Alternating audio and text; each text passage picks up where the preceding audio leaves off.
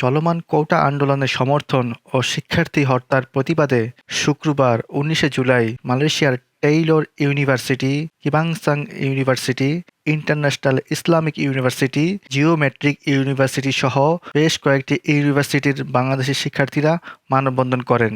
মানববন্ধনে দেশের মানুষের জন্য মঙ্গল কামনা করে দোয়া মোনাজাত করা হয়। এবং মালয়েশিয়াতে সবকিছু কন্ট্রোল আপনার হাতে আল্লাহ, আপনি দয়া করে এটা সমাধান করে দেন আল্লাহ। এবং আমাদের আইলামে বরকত দান করেন, ব্যবসায় বরকত দান করেন, রিজিকে বরকত দান করেন, হায়াতে বরকত দান করেন। যারা অসুস্থ সেফায়ে আজেলা কামিলা দান করেন আল্লাহ। বাংলাদেশে সুশাসন কায়েম করেন আল্লাহ। আল্লাহ বাংলাদেশে সুশাসন কায়েম করেন আল্লাহ। বাংলাদেশে সুশাসন কায়েম করেন। ربنا ظلمنا انفسنا وان لم تغفر لنا وترحمنا لنكونن من الخاسرين।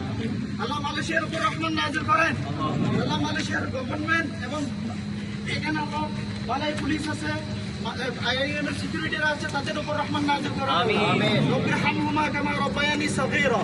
ربنا ظلمنا انفسنا وان لم تغفر لنا وترحمنا لنكونن من الخاسرين। ربنا تقبل منا انك انت السميع العليم وتب علينا يا مولانا انك انت التواب الرحيم।